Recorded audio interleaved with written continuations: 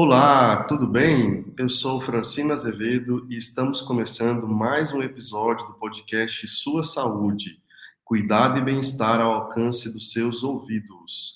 O podcast Sua Saúde é uma iniciativa do SEBRAS, o Centro Brasileiro de Pesquisas sobre Resultados em Saúde, em parceria com o CRIA Lab e produção da UEG-TV, o canal de TV da Universidade Estadual de Goiás. E hoje nós vamos falar sobre saúde mental em tempos difíceis. Os dias parecem cada vez passar mais rápido. As notícias e os acontecimentos recentes não duram muito tempo. Tudo parece descartável e transitório. Uma sociedade líquida, onde tudo parece mais fácil na vida virtual, como nos advertiu o sociólogo polonês Zygmunt Bauman.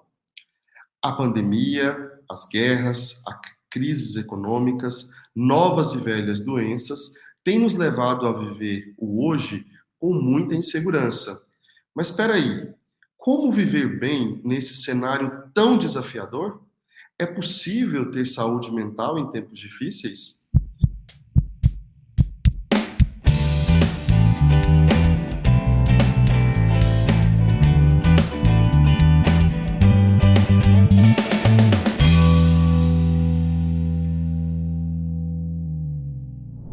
E para conversar conosco hoje sobre esse tema, recebemos a professora Elisa Leão, que é mestre em Ciências da Religião e doutora em Psicologia, e é uma das referências nacionais na temática da resiliência e da espiritualidade. Seja muito bem-vinda, professora Elisa. É um prazer tê-la conosco aqui no podcast Sua Saúde. Saúde. Olá, muito obrigada, professor Francino. Eu agradeço demais ao convite, a confiança e um prazer estar aqui com todos vocês. Que bom. E se você que está nos ouvindo acha que alguém precisa ouvir um pouco mais sobre esse assunto, precisa se inteirar a respeito dessas informações, compartilhe o nosso episódio, curta as nossas páginas nas redes sociais e compartilhe com os seus amigos, familiares, colegas. Para nós é muito importante ter você aqui conosco. Então, para começar, professora Elisa, eu quero saber da senhora o seguinte: nós estamos vivendo em tempos difíceis? Nós estamos certos nessa impressão de que os dias são difíceis?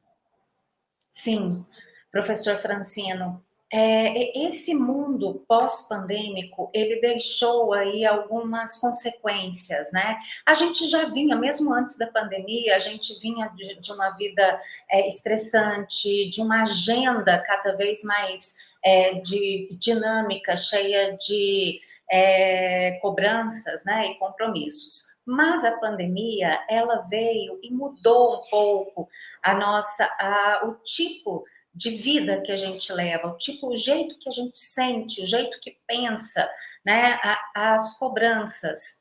Então, assim, a gente está vivendo, por incrível que pareça, um momento que exige que a gente se adapte e que a gente reaprenda, inclusive, até a se relacionar socialmente, né, a fazer visitas a familiares, a recebermos visitas em casa. Então, isso é um momento difícil, sim. É verdade. E quando você fala, professora Elisa, dessa nova adaptação, essa nova adaptação ela se reflete muito nessas relações interpessoais, né? Será que a gente desaprendeu a conviver com o outro em decorrência desses períodos de isolamento, da pandemia? Sim.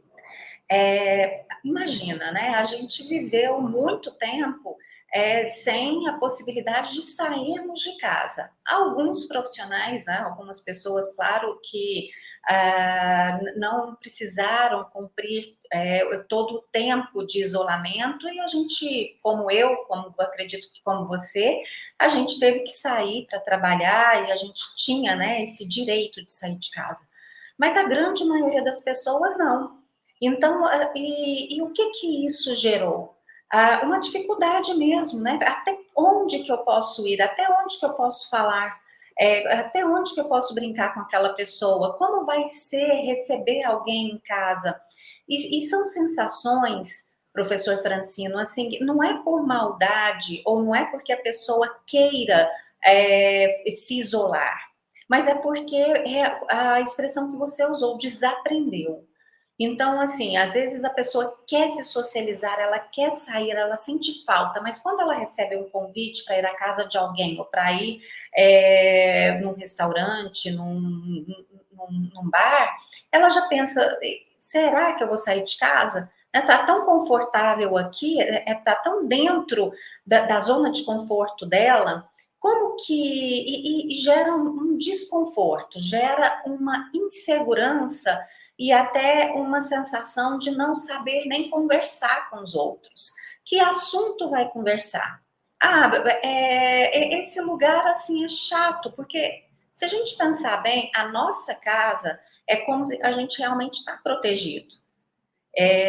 Então, você sair de casa é um risco. A gente não fica pensando, pelo menos a gente não ficava pensando nesse risco, né? E muita gente não pensa. Mas é o risco de você encontrar alguém, de você se expor, de você se vulnerabilizar, de você ouvir novas histórias, de você precisar ouvir de alguém, né, o que ela tem para dizer e você entrar no mundo dela, coisa que nós ficamos, né, a maioria das pessoas no mundo ficou muito tempo sem esse exercício, sem precisar entrar no mundo do outro. Então, a gente desaprendeu. E é um momento de novos aprendizados. Inclusive, eu costumo dizer o seguinte: inicialmente pode parecer artificial essa troca interpessoal, mas a gente tem que forçar isso e para depois ser natural. Esse forçar não é você passar por cima de você ou você sofrer com isso, não. Vai no seu limite, mas vai. O risco não é de uma hora para outra você saltar de paraquedas, você tem que se preparar para isso. É Então, assim, reaprender mesmo, né, professora Elisa? reaprender.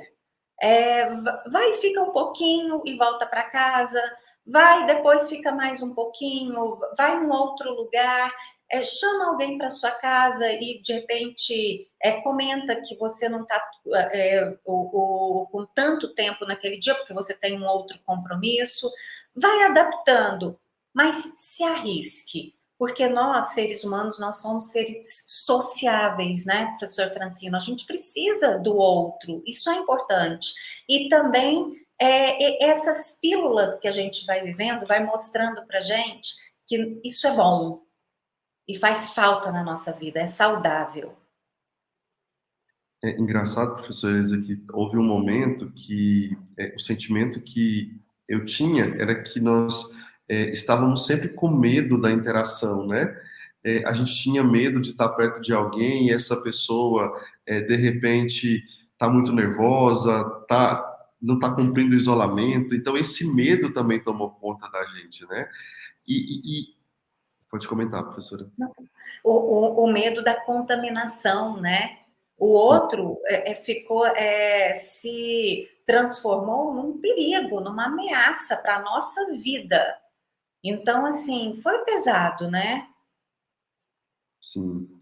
E professora Elisa, interessante que a gente está passando por todo esse desafio de saúde pública, né? Nós passamos mais fortemente anteriormente, só que os dias, eles continuaram acontecendo, as demandas da vida moderna, elas continuaram acontecendo.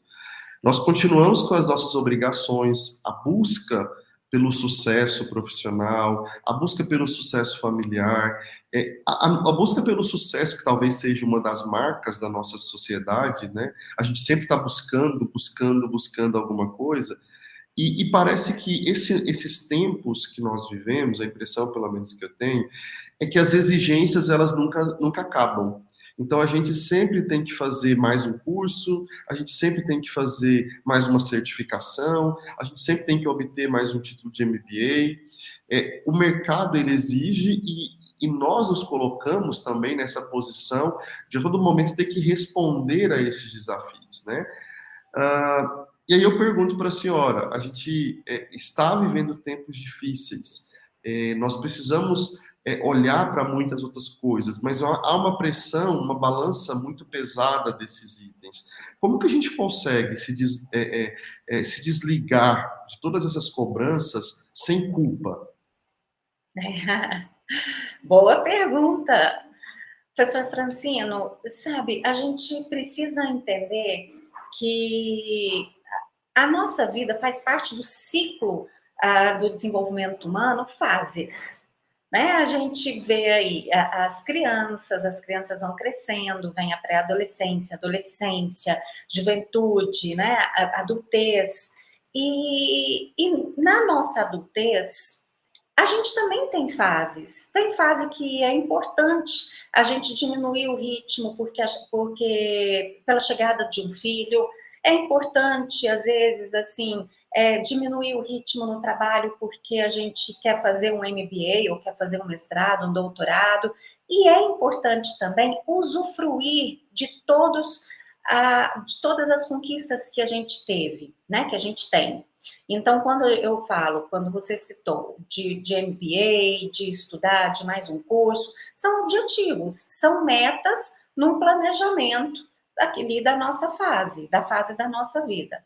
Precisa fazer parte desse planejamento também, usufruir daquilo que a gente conquistou. Então, por exemplo, se você recebe alguém em casa, você faz um jantar, faz um almoço, você tem que planejar, você vai ao supermercado, você monta a mesa, você executa, você prepara o alimento, só que você coloca na mesa, você senta para você sentir aquele sabor, para você conversar. A mesma coisa com essa etapa, né? Usufruir, aproveitar, sentar e curtir o momento que você conquistou. E ter planos e fazer projetos também, ter metas de aproveitar aquele tempo com a família, fazer uma viagem, simplesmente sentar e curtir o seu momento. Eu costumo falar que é tão importante, pelo menos uma vez no dia, você ter um momento com prazer e perceber que você está se dando aquele tempo. E esse momento, ele não precisa ser hollywoodiano, com grandes sofisticações, não. Às vezes você sentar numa cadeira ali e tomar um café, ou você sentar para conversar com alguém. Então, a gente precisa cultivar e nos dar direito de aproveitar os resultados da nossa busca. Então, assim como aquelas pessoas que têm dificuldade de planejar algo, né, porque procrastinam demais, planejar e conquistar um curso, conseguir um trabalho, é importante colocar metas para isso, né, objetivos, e de repente até escrever, porque quando você escreve, você materializa aquela situação.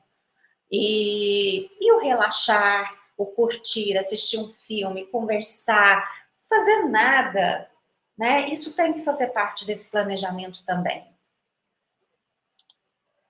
É verdade, professora Elisa. E eu queria abordar com a senhora um sentimento que eu também tive, e na verdade eu estou tendo ainda, né, nesses últimos dias, que parece que nós estamos sempre num estado de alerta. Parece que o tempo todo a gente está ligado, a gente está disponível. Acho que talvez por termos passado por tantas adversidades, por tantos problemas desafiadores, e a sociedade ela se reorganizou, né? O trabalho hoje, de pós-pandemia, ele é diferente do trabalho pré-pandemia. Hoje nós temos uma popularização dos trabalhos remotos, e parece que se reforça essa ideia de que nós estamos ligados o tempo todo, nós estamos trabalhando num estado de alerta o tempo todo. A impressão que eu tenho é que a gente está trabalhando até às vezes mais, né? Porque a gente está na sala de espera do dentista, fazendo reunião remota enquanto aguarda a consulta do dentista. A gente está na escola dos filhos, respondendo a alguém do trabalho que está perguntando alguma coisa sobre o trabalho. E aí eu pergunto, o metaverso, ele começou para nós e no mundo do trabalho nós já estamos no metaverso, nós estamos o tempo todo dentro desse trabalhando, nós não desligamos mais. Dá essa sensação, né? E toda essa cobrança e essa facilidade de recursos para a gente se conectar acaba colocando a gente nesse metaverso. Mas, olha que interessante, eu vou até citar aquela série, o Stranger Things, que, né, muito popular, eu acredito que muita gente que está assistindo a gente assistiu essa série. Interessante que quando a pessoa ali, quando o personagem, ele ia para o mundo invertido, como que ele voltava? Ele tinha que se conectar com a música que ele mais gostava, para ele voltar para o universo real. Então, lá no metaverso, lá no mundo invertido, ele tinha que se conectar aqui, com uma coisa lúdica, com algo que gerava emoção nele, com algo que de repente significava momentos muito especiais, né, de convivência interpessoal, de sentimentos mais fortes. Então, esse paralelo é para a gente. Às vezes a gente está tão conectado que a gente precisa realmente trazer a consciência que a gente não pode ficar desse outro lado só. A gente tem que trazer o real, o mundo real. E a nossa vida, inclusive assim, né, falando até de saúde mental, a gente precisa se conectar com as nossas emoções e viver a nossa vida no aqui e no agora. Esse metaverso é essa super conectividade, né, o super prontidão para fazer alguma coisa profissional, para trabalho,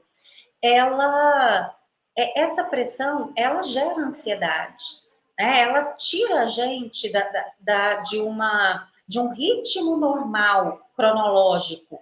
Então, a gente acaba vivendo daqui um dia, daqui uma semana, daqui 2 horas, porque a gente está conversando aqui, se a gente não tomar cuidado, eu estou falando e pensando no que eu tenho que fazer daqui 2 horas, a 2 horas.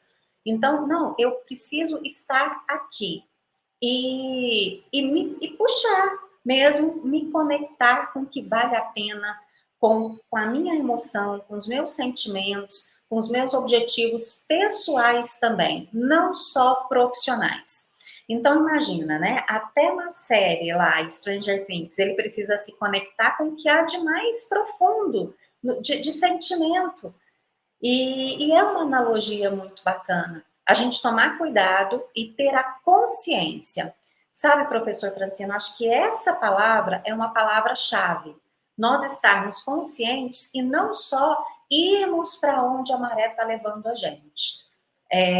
Porque o que é também positivo e necessário e no momento para o meu colega aqui de trabalho, pode não ser o meu momento, como eu disse anteriormente.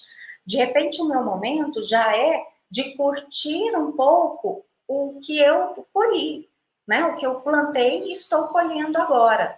E o dele já é colher. Daqui 5 anos, ou daqui 1 ano, ou daqui 2 anos, pode chegar o meu novo momento de colher novas situações. Então, assim, estar consciente disso é muito importante para a gente ter saúde mental, inclusive. Agora, o estar consciente, ele também está vinculado à nossa capacidade de pensar num planejamento. Afinal de contas, o que eu quero da minha vida? Qual é o meu propósito de vida? Eu estou aqui para fazer o quê? Então, assim, é importante a gente se questionar, né? Porque senão a gente vai na maré e vai para onde a maré levar a gente. E aí é muito fácil entrar nesse metaverso e não conseguir voltar, né? Verdade. E, professora, e aí, acho que a senhora tocou num ponto muito importante, que é a palavrinha ali, saúde mental. E aí o corpo, ele pode dar sinais, né? E eu queria perguntar para a senhora quais são os sinais que o nosso corpo emite, ou que ele pode nos demonstrar que algo não está indo bem com a nossa saúde mental, né? Então, uma conexão que a senhora fez aí muito interessante do metaverso com a nossa saúde mental.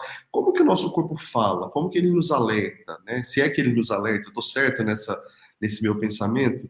Totalmente. Olha só, interessante que às vezes a gente tem sinais que a gente não imagina, né? Que possam ser sinais do nosso corpo avisando que a coisa não está legal, que a gente está prendendo demais, arrochando demais. Mas assim, a memória começa a falhar, às vezes essa sensação de cansaço, né, excessivo, às vezes as pessoas começam a se queixar que estão muito cansadas, conseguiam fazer muito mais coisa do que estão fazendo hoje. É claro que a gente tem o componente tempo no nosso corpo e vem chegando limites, mas não é normal uma pessoa se cansar demais. O demais ele tem que chamar atenção. As dores, a dor no estômago, enjoo no estômago, a pessoa não consegue se alimentar direito, a pessoa começa a se sentir, além do cansaço, triste. Além do cansaço, ela pode começar a ter dificuldade para dormir, ela começa a não sentir prazer em nada na vida, ela começa a se sentir incomodada, irritada, né? Aumenta a irritabilidade, e aí qualquer coisa ela fica nervosa, ou uma sensação de solidão, não aquela sensação de que ela consegue ficar sozinha e curtir a companhia dela, mas de repente ela, mesmo no meio de muita gente que ela gosta, ela se sente sozinha. É outro sinal.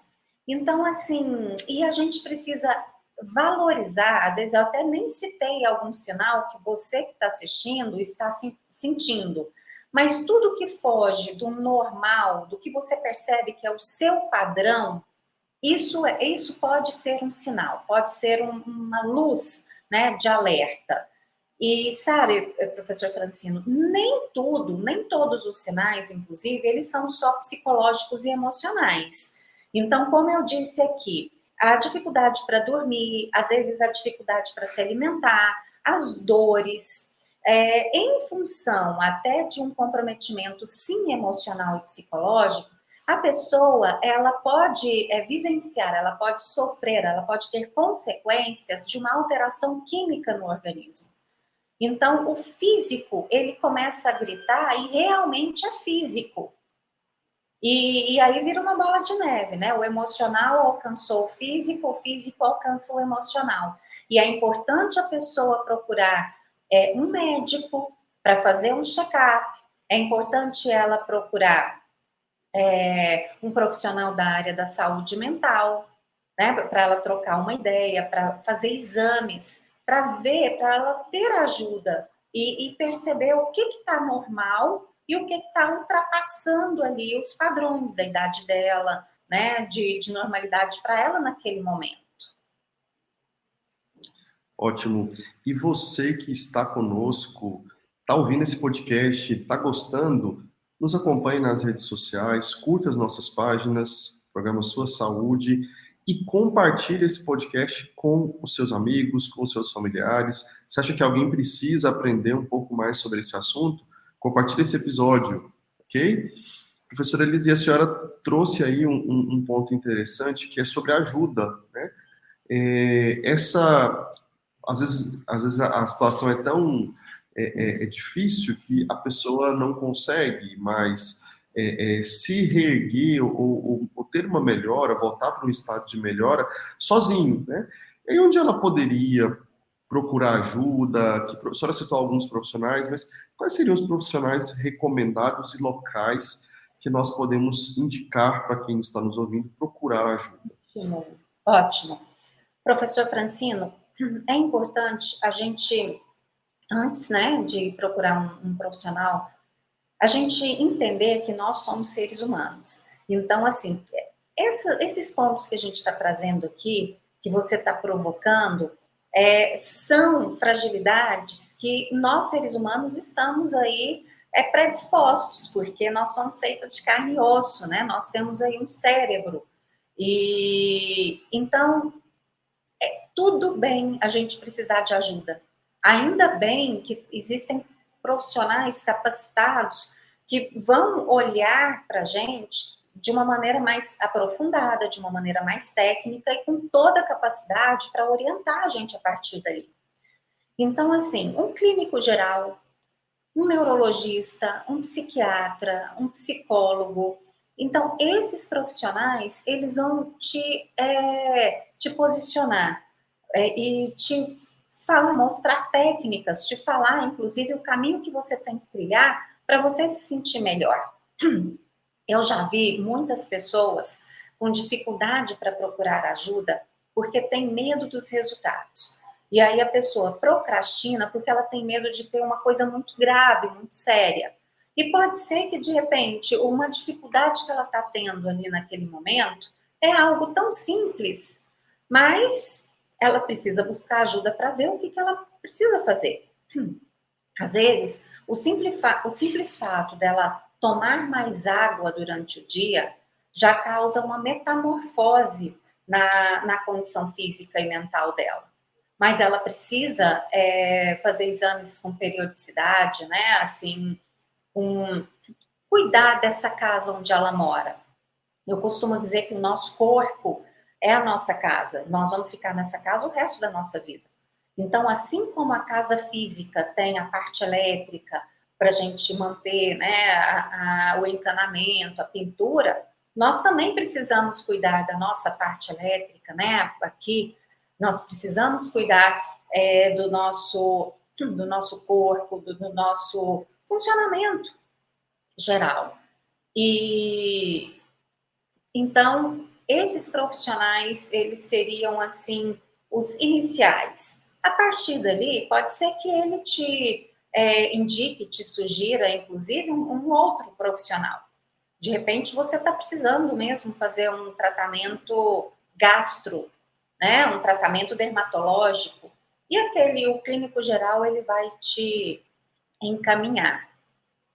Então, é importante a gente confiar no outro, a gente ter uma mente, assim, de aprendiz, né? E perceber que outras pessoas podem nos ajudar. E como é bom ser cuidado, né, professor Francino? Assim, a gente não precisa só cuidar, a gente pode ser cuidado, né? Verdade, isso é muito importante. Há um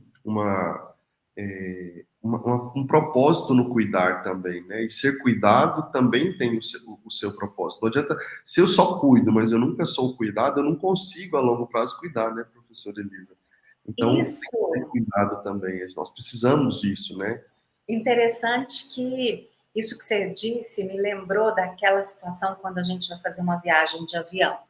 As orientações, né, que os comissários dão é o seguinte: se em caso emergencial, primeiro coloque a máscara em você, depois você vai ajudar as pessoas que estão ao seu redor.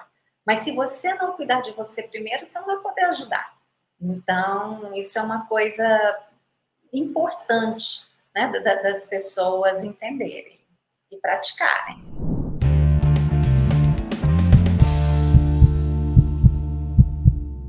Dica do enfermeiro. Olá, eu sou a enfermeira Marcela Vilarim e a dica do enfermeiro de hoje é: você sabia que a sua saúde ela pode estar nas suas pernas? O hábito de ficar de pé, ele ajuda a reduzir os níveis de açúcar no sangue, aumenta a frequência cardíaca, queima mais calorias e reduz o risco cardiometabólico, que é basicamente o risco que a gente tem de sofrer um infarto. Se você incorporar isso, uma movimentação, o seu risco diminui ainda mais, ou seja, sua saúde agradece. Aqui no Brasil, a gente teve um estudo que mostrou que, acompanhando 1.702 pessoas, e a capacidade que eles têm de ficar de pé em uma perna só, ou seja, equilibram numa perna e a outra perna apoia em cima dessa, como se estivesse fazendo 4, que a gente chama, né, popularmente, essas pessoas elas tiveram menor risco de óbito nos próximos 7 anos. O que diz que não é apenas a capacidade cardiopulmonar, a capacidade aeróbica do exercício, mas que também o equilíbrio, a flexibilidade, a potência e a força muscular, elas também influenciam numa melhor qualidade de vida, ou seja, influenciam positivamente na nossa saúde. A dica de hoje é: vamos exercitar as pernas, vamos evitar de ficar muito tempo sentado e a cada 2 ou 3 vezes a cada hora a gente levantar e movimentar o nosso corpo. E a sua saúde agradece.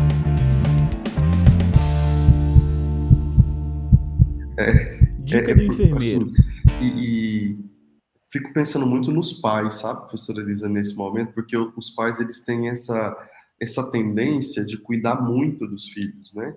Cuida muito porque, eu estou mais preocupado, a gente está mais preocupado com as questões que estão acontecendo a todo momento, a nossa insegurança com tudo. E aí a gente se vê em algum momento cuidando, mas se esquecendo, né? Esquecendo de você.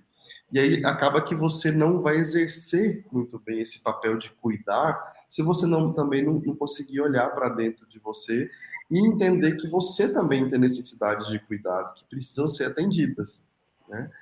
Eu acho que é o Sim. desafio dos pais aí nesse processo, né? E além, sabe, disso também é quando você cuida demais, né, do outro, dos filhos, você acaba podando um pouco a independência e a responsabilidade dessas crianças e dos adolescentes. Então, assim, por exemplo, né, você vai levar a criança até a escola.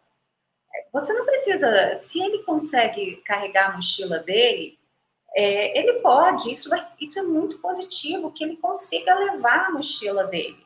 Claro que se tiver muito pesada, se tiver uma situação ali meio inusitada, você vai proteger, né, essa pessoa que está ali sob a sua responsabilidade mesmo. Mas caso contrário, essas responsabilidades pequenas do dia a dia vão formando um cidadão capaz de cuidar de si e capaz, inclusive, de ser empático ao outro. Capaz de perceber que ele consegue se virar nas situações, nas dificuldades, nos desafios que ele tem.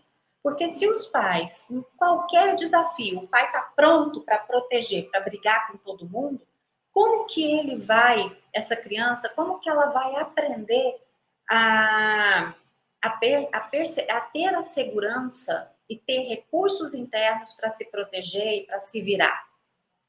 Então, esse ponto que você tocou é muito importante, porque existem muitos casos de adolescentes, né, e jovens também, com uma dificuldade muito grande de resolver os próprios problemas. E nem problemas, são desafios diários, normais.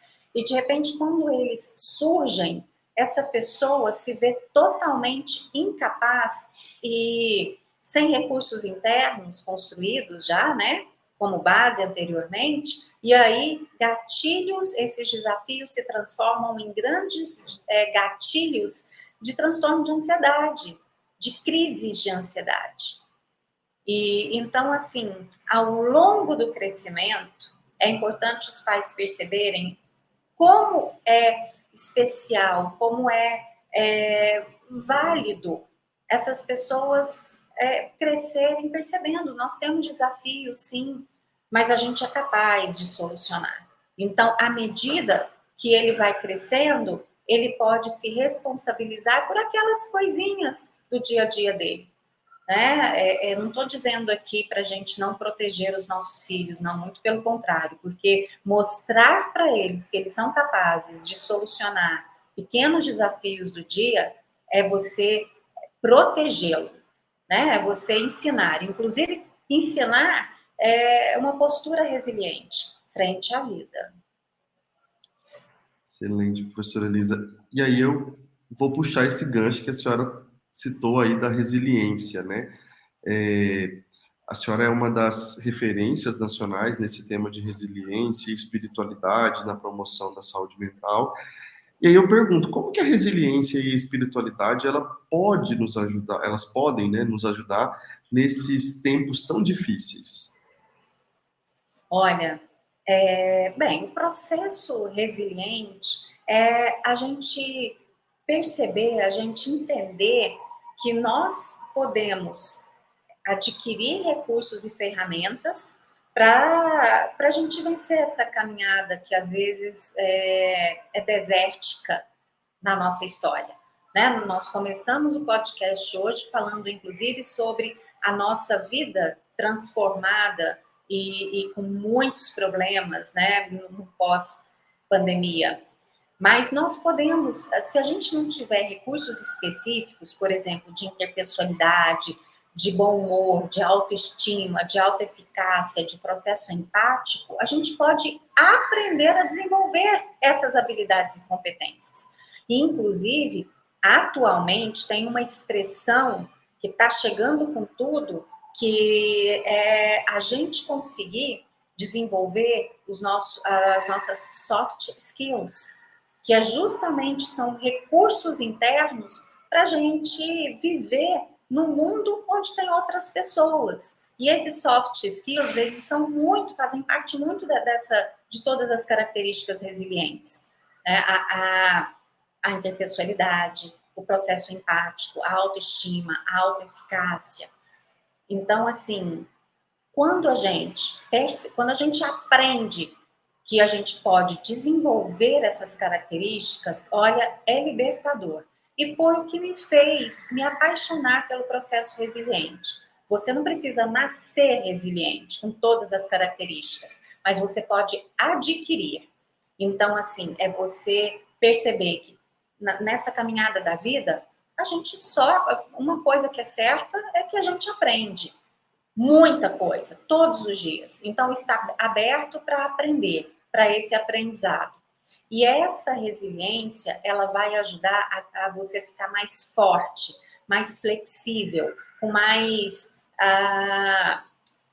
mais criatividade para, no momento que você se vê num beco sem saída, você perceber que você tem plano A, plano B, plano C, e que aquele beco sem saída tem uma escada, ou você pode voltar e pegar a via principal, né, da vida aí. E essa é a função da resiliência, a partir de todos os pilares dela. Então, como eu disse, né, a empatia, a autoestima, a autoeficácia, a sociabilidade, a própria espiritualidade, o bom humor, o otimismo, a esperança. Todos eles são pilares da resiliência que, se você não tem, você pode desenvolver e vão te ajudar, né, nessa caminhada de desafios. A espiritualidade, pessoal, ela é diferente da religiosidade. A espiritualidade é a nossa postura, é a nossa necessidade de termos um propósito de vida. Então, assim, são os questionamentos que a gente faz rumo a sermos pessoas melhores, né? Um desenvolvimento de uma... E isso tudo através de uma conexão com algo maior, com a fé em Deus, com a fé em algo que transcende o nosso entendimento. Então, quando a gente tem fé nesse ser maior, né, que transcende a nossa compreensão, a gente tem alguém que está nos protegendo, que está nos direcionando, né, que está torcendo ali para a gente, para além de torcer, ele nos protege. Então, assim, que é algo mais acolhedor que isso? Nós não estamos sozinhos na vida. Então, esse acolhimento, ele já nos fortalece, ele já motiva, ele dá para a gente um propósito de vida, ou seja, não é por acaso. Se tem algo maior dirigindo a sua vida e a nossa história e o mundo, você não está aqui por acaso. Esse não estar por acaso, ele ajuda a dar sentido na nossa história, a dar sentido na nossa vida. Então, a gente corre o risco, mesmo tendo fé, mesmo desenvolvendo a nossa espiritualidade, de termos uma depressão, de termos um transtorno de ansiedade? Sim, porque nós somos seres humanos, como a gente disse anteriormente. Mas a gente tem uma proteção maior. Ou seja, existe algo que nos protege. Inclusive, professor Francino, na minha tese de doutorado, né, eu conversei com muitos ateus, e eu achei muito interessante quando eles diziam assim que o não acreditar em Deus, né, e não acreditar em algo sobrenatural, traz como consequência esse vazio, esse estado de solidão. E eles gostariam muito de acreditar Então, eu achei muito interessante, sabe, esse ponto. Como, e tem muitas pesquisas científicas, inclusive, que mostram que quando a gente tem esse amparo, quando a gente se permite acreditar, a gente tem uma modificação química no nosso organismo. Então, não é só uma questão psicológica e emocional. Nós temos, assim, a ciência mostrando para gente que quando nós temos a fé, quando tem essa busca pela espiritualidade, por esse propósito de vida, que esse acolhimento, essas pessoas, elas têm menos problemas com doença mental, menos problemas, inclusive, com doenças físicas, com doenças de nível cardiopata, inclusive, com menos problemas gástricos, de nível, assim, estomacais, né? Então, é muito interessante essa mágica, né, que eu costumo chamar de milagre.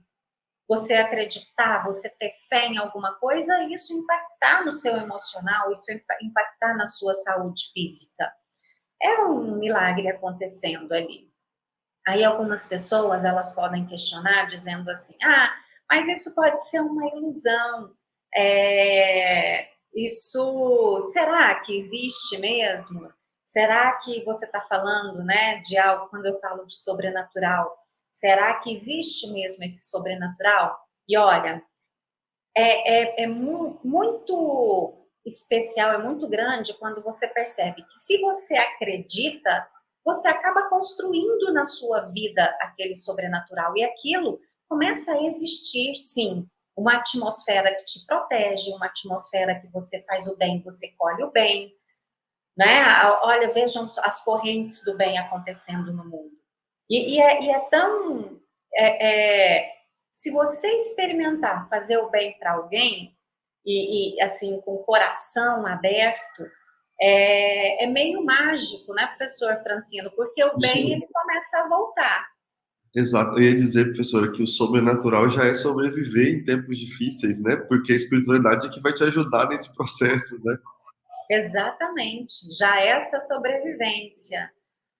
Então, é muito interessante e, assim, é muito positivo o que a espiritualidade pode oferecer, e o que eu estou dizendo aqui, tem muitas pesquisas pelo mundo, né? Pesquisas científicas, muitos grupos científicos, muitos grupos de pesquisa e estudos já comprovando, inclusive aqui no Brasil, sobre os benefícios, né, da espiritualidade na vida do ser humano. Professora Elisa, que satisfação bater esse papo com você. Foi uma conversa muito boa. A gente ficaria horas aqui falando, né, sobre esse tema. Esse tema é muito intrigante e muito importante para nós. Eu agradeço demais a sua participação. Foi uma conversa muito gostosa. E eu quero te convidar a deixar uma mensagem final para quem está nos ouvindo, para quem está nos assistindo. Ok. Professor Francino, eu agradeço demais o convite, a confiança. Muito, muito obrigada pela oportunidade de participar com vocês aí desse podcast.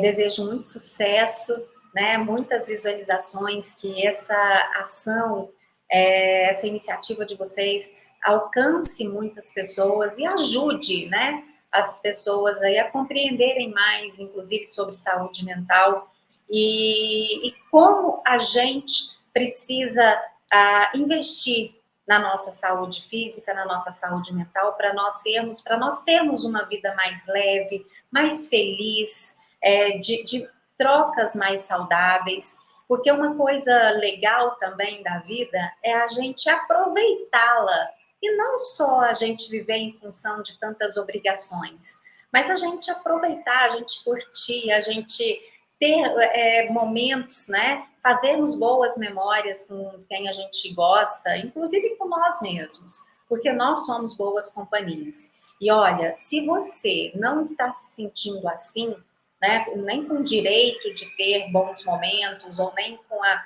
possibilidade ou a condição disso, procure os profissionais que a gente citou aqui, o psicólogo, o neurologista, um psiquiatra, um clínico geral, para te ajudar nessa busca de novos caminhos, porque, de repente, com ações muito simples, você pode alcançar esse bem-estar que você tem todo o direito de alcançar. Muito obrigada, professor Francino. Muito obrigado, professora Elisa. E para encerrar, eu vou te pedir para divulgar as suas redes sociais, quem quiser encontrá-la, como que faz para seguir, para acompanhar. Nós sabemos que o seu trabalho é impactante, você tem feito uma diferença muito grande por onde a senhora passa. Eu queria que a senhora compartilhasse com os nossos ouvintes onde localizá-la. Legal, legal. Então, vocês podem procurar no Instagram, @ElisaLeãoResiliente, no Facebook também, professora Elisa Leão. E eu quero comentar com vocês sobre o meu livro. Eu publiquei um livro durante a pandemia, que foi resultado da minha tese de doutorado, que se chama Resiliência e Espiritualidade, pontos de convergências e novas perspectivas. Então, resiliência e espiritualidade. Eu acredito que pode te ajudar a conhecer um pouco mais sobre essas duas vertentes, um pilar da resiliência e como você desenvolve esse processo na sua vida. Então, @ElisaLeãoResiliente e o livro Elisa Leão Resiliência e Espiritualidade. Muito obrigado. Sigam lá, professora Elisa, para acompanhar um pouco do trabalho dela e quem puder, convido aí a adquirir também o livro que vai te ajudar bastante. Muito obrigado e até o próximo. Muito obrigada. Até. Sucesso para vocês. Obrigado.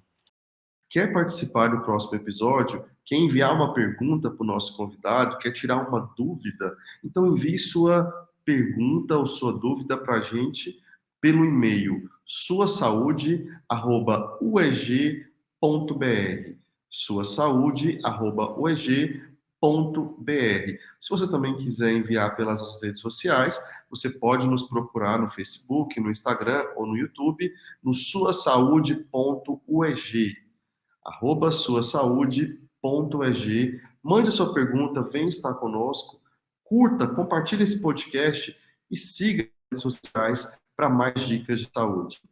Até a próxima!